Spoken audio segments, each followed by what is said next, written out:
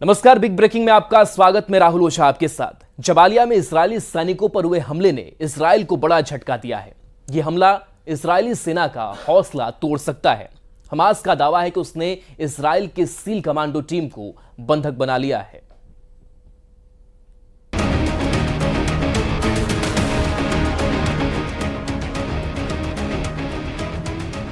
इन तस्वीरों ने इजरायल में तूफान ला दिया है। गाजा के सुरंगों में घसीट कर ले जा रहे इजरायली सैनिक कोई आम फौजी नहीं है। ये इजरायल के सबसे खतरनाक कमांडो माने जाते हैं। ये हैं इजरायल के सील कमांडो, जिन्हें शायतेत 13 यूनिट के नाम से जाना जाता है। शायतेत 13 इजरायली नौसेना का ठीक वैसी ही कमांडो यूनिट है जैसे अमेरिका के सील कमांडो होते हैं। यह यूनिट इजरायल के इंटेलिजेंस ग्रुप शिन बेत के तहत ऑपरेट करती है। यही वजह है कि हमास के हमले ने शायतेत 13 कमांडो की पूरी टीम के रुतबे को चकनाचूर कर दिया है। पूरे इजरायल में यह वीडियो वायरल हो चुका है। इन तस्वीरों को देखकर नेतन्याहू के कैबिनेट में कोहराम मच गया है। जिस फोर्स को इजरायल की सबसे एलीट कमांडो यूनिट माना जाता था, उस पर हमास ने पॉइंट ब्लैंक रेंज से हमला किया है। शायतेत 13 यूनिट पर हुए इस हमले में कितने कमांडो मारे गए, कितने कमांडो बंधक बने, इस पर पूरे इजरायल में खामोशी छाई हुई है। गाजा के शायतेत 13 का मारा जाना नेतन्याहू के लिए बहुत बड़ा सदमा है। हमास का दावा है कि उसने कई इजरायली कमांडो को बंधक बना लिया है। अब जबालिया में हमास और शायतेत 13 के बीच हुए इस एनकाउंटर की पुष्टि कैसे हो रही है, इसे बहुत गौर से समझिएगा, क्योंकि इजरायल इस बात को मानने के लिए तैयार नहीं कि उसके सैनिक गाजा में हुई लड़ाई के दौरान बंधक बना लिए गए हैं। हमास ने जो तस्वीरें जारी की हैं, उसके कमांडोज के कपड़ों और हथियारों में कई ऐसी चीजें हैं जो इस बात की तरफ इशारा करती हैं कि इस एनकाउंटर में शायतेत 13 यूनिट शामिल थी। इसमें है चेक गणराज्य की बनी हुई स्कॉर्पियन ईओ राइफल, जो सिर्फ इजरायल की शायतेत 13 कमांडो यूनिट इस्तेमाल करती है। स्कॉर्पियन ईवो राइफल में आगे लगा है साइलेंसर। इसका इस्तेमाल भी इजरायल की सील कमांडो यूनिट यानी शायतेत 13 ही करती है। शायतेत 13 इजरायल की खुफिया एजेंसी शिन बेत के तहत आती है और शिन बेत की रिपोर्टिंग इजरायल के प्रधानमंत्री यानी बेंजामिन नेतन्याहू को है। यानी अगर गाजा के जबालिया में शायतेत 13 को हमास ने घेर कर मारा है, तो समझ लीजिए कि पूरे इजरायल और खासकर उनके कैबिनेट में सबसे बड़े टारगेट पर बेंजामिन नेतन्याहू ही होंगे।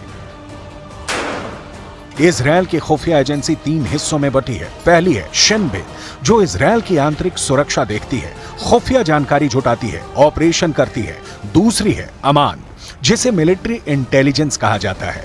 और तीसरी है मोसाद, जो विदेशों में इजरायल के खुफिया ऑपरेशन को अंजाम देती है।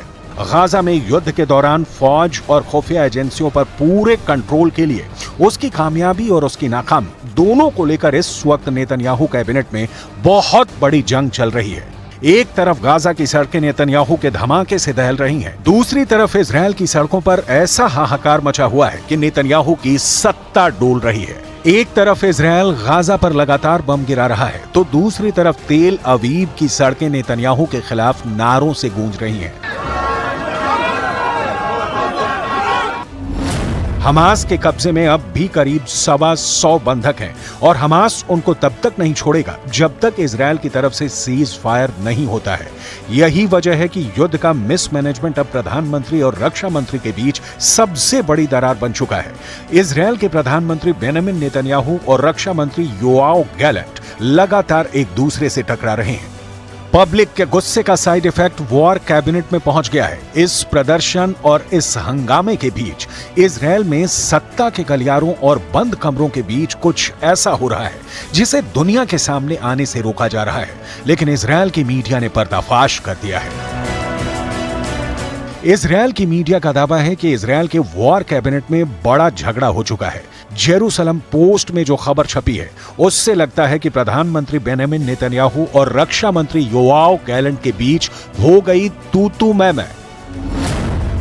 टाइम्स ऑफ इजरायल में यह खबर छपी है कि मिलिट्री चीफ ने कहा है कि नेतन्याहू के पास गाजा को लेकर कोई नीति नहीं है। नेतन्याहू पब्लिक से लेकर अपने वॉर कैबिनेट तक घिर चुके हैं।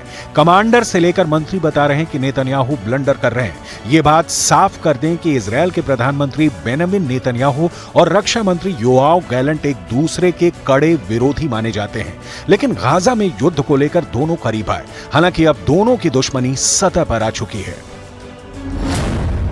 एक बड़ी मीटिंग में नेतन्याहू थे, रक्षा मंत्री गैलेंट थे और साथ में इजरायल की सिक्योरिटी एजेंसी शिन बेत के चीफ रोनेन बार भी थे। इजरायल की मीडिया का दावा है कि रोनेन बार ने कहा, हमारी रक्षा मंत्री से बात हुई, इस दौरान सभी मोर्चों पर गहराई से चर्चा हुई।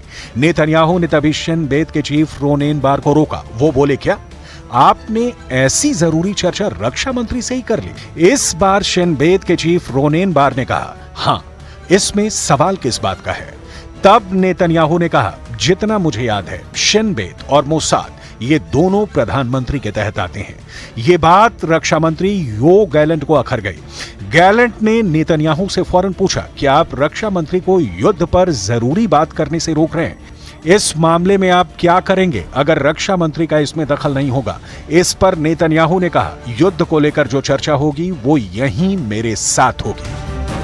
रक्षा मंत्री योआव गैलेंट फिर भड़के और लगा कि अब वो गाजा पर बमबारी को लेकर नेतन्याहू से आर पार करने के मूड में है। रक्षा मंत्री ने प्रधानमंत्री की बात पर एतराज जताते हुए कहा, जब भी आप युद्ध को लेकर चर्चा करते हैं, हम मीटिंग में पूरी तैयारी से आते हैं। इस तैयारी के लिए भी मुझे अफसरों से बात करनी होती है। दिक्कत यह है कि आप इस तरह की मीटिंग नहीं करते हैं। अब यहीं पर नेतन्याहू का चेहरा देखने लायक था, क्योंकि एक कैबिनेट मिनिस्टर उन्हें उनकी कमियां बता रहा था और वो कुछ नहीं कर पाए। जब से जबालिया में इजरायली सैनिकों को बंधक बनाए जाने की खबर फैली है, लेबनान में जश्न मनाया जा रहा है। ये लेबनान की राजधानी बेरूत है और यहाँ लोग फिलिस्तीन का झंडा लेकर जुलूस निकाल रहे हैं। अब सवाल है कि इजरायल की पब्लिक क्या करेगी? क्या गाजा में युद्ध को लेकर इजरायल के प्रधानमंत्री और रक्षा मंत्री की लड़ाई सड़क पर पहुंच जाएगी या पहुंच चुकी है?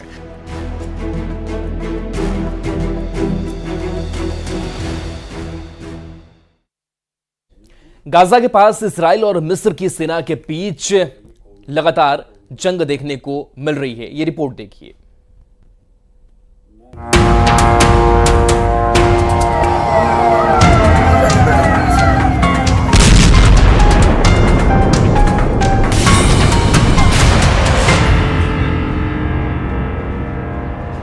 इजरायल की राजधानी तेल अवीव में जनवरी के बाद सबसे बड़ा हमला हुआ है। ये रॉकेट अटैक के बाद उठ रहा धुआं है। तेल अवीव में अजीब सी दहशत फैली हुई है। गाजा से कत्यूशा रॉकेट फायर करके हमास ने साबित कर दिया है कि वो खत्म नहीं हुआ है। गाजा के रॉकेट मेन सुरंगों के अंदर और सुरंगों के बाहर एक बार फिर लैस हो चुके हैं। हमास की रॉकेट फोर्स लगातार एक्टिव है। इजरायल में लगातार सायरन बज रहे हैं। गाजा में हमास की फायरिंग पावर में कोई कमी नहीं आई है। हमास के इस हमले के बाद इजरायल ने रफा कैंप में कोहराम मचा दिया। तेल अवीव पर हमले के बाद इजरायल के हेलीकॉप्टरों ने रफा पर हेल फायर मिसाइलों की बारिश कर दी। करीब 40 लोगों के मरने की खबर है। रात भर रफा का ये राहत कैंप जलता रहा, लाशें निकाली जाती रहीं। ये सिलसिला सुबह भी जारी रहा। रफा दक्षिण गाजा में वो जगह है जहां करीब 12 से 15 लाख लोग मौजूद हैं, क्योंकि इजरायल ने पूरा उत्तरी और मध्य गाजा खाली करा लिया है। جيش محتل كاذب فيش آمن في غزة لا يوجد آمن فيش شيء لا لطفل آمن ولا الشيخ ولا المرأة هي هو وزوجته هي استشهدوا راحوا ترك الأطفال أبرياء إيش ذنبهم إيش ذنب الأطفال تتيتم। इजरायल ने रफा पर जो मौत की बारिश की, उसकी वजह तेल अवीव पर हुए हमले से ज्यादा हमास का एक बहुत बड़ा हमला है जो जबालिया में किया गया।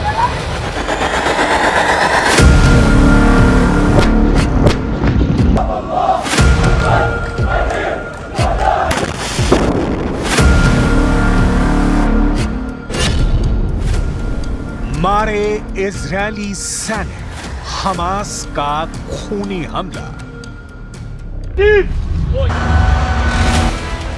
जरा इस वीडियो को देखिए। हमास के लड़ाके एक सुरंग से इजरायली सैनिक को घसीटकर बाहर की तरफ ले जा रहे हैं। हमास ने अपने इस वीडियो में दावा किया है कि हमने सुरंग युद्ध में इजरायली सैनिकों को न सिर्फ जान से मार डाला है, बल्कि कई इजरायली सैनिकों को बंधक बना लिया है। उनके हथियार भी जब्त कर लिए हैं। ये वीडियो उत्तरी गाजा के जबालिया कैंप का बताया जा रहा है। हम आपको एक एनिमेशन के जरिए बताते हैं कि आखिर हमास ने इजरायली सैनिकों को इतनी आसानी से कैसे मार डाला, क्योंकि इजरायली सैनिकों के पास न सिर्फ घातक हथियार और हाई टेक्नोलॉजी मौजूद थी, बल्कि मरकाबा टैंक और फुल बैकअप पीछे से मौजूद था। हमास के दर्जन भर लड़ाकों ने सबसे पहले जानबूझकर सुरंग में अपनी लोकेशन इजरायली सैनिकों को दिखा दी। जैसे इजरायली सैनिकों को लगा कि सुरंग के अंदर दर्जनों हमास के लड़ाके छिपे हैं, वो तुरंत घातक हथियारों के साथ सुरंग में घुस गए। सुरंग में इजरायली सेना की स्पेशल यूनिट के कमांडो घुसे थे। जैसे ही हमास का पीछा करते हुए इजरायली सैनिक सुरंग में घुसे, तभी सुरंग में हमास ने जोरदार धमाके कर दिए और उन पर गोलियों की बौछार कर दी। हमास ने दावा किया है कि उसने इजरायल के कई सैनिकों को सुरंग में मार डाला है और इजरायल की स्पेशल फोर्स के कमांडोज को बंधक बना लिया है। अल कसम ब्रिगेड्स के प्रवक्ता अबू उबैदा ने कहा, हमारे लड़ाकों ने इजरायली सेना को लालच देकर एक सुरंग के अंदर हमला करवाया और फिर इजरायली सैनिकों को मार डाला।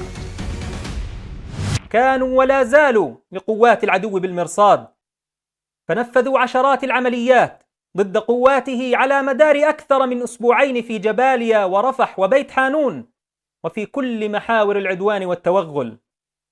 وكان آخر هذه العمليات عملية مركبة نفذها مجاهدون عصر اليوم السبت شمال قطاع غزة.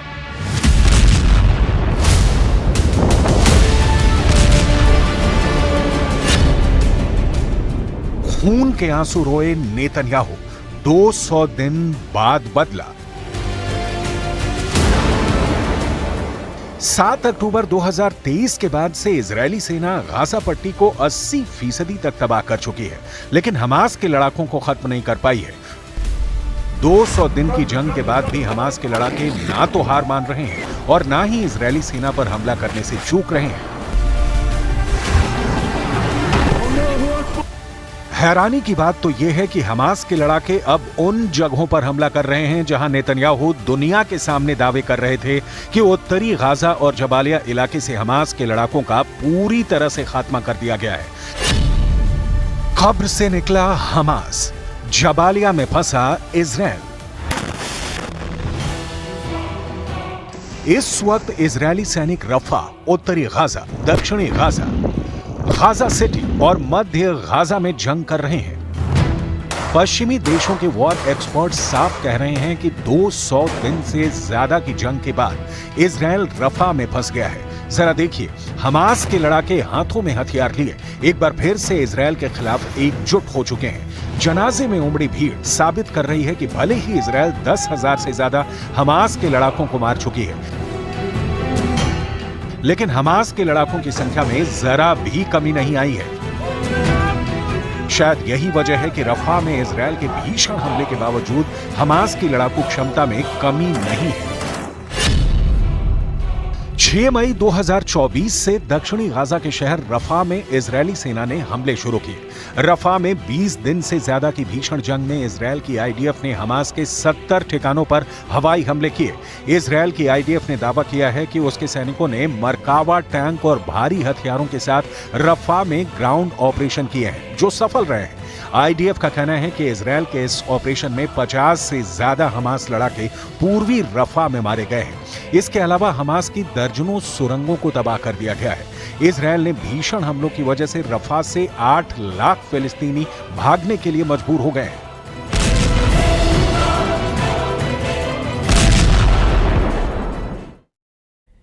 बिहार में प्रधानमंत्री नरेंद्र मोदी के भाषण के बाद मनेर के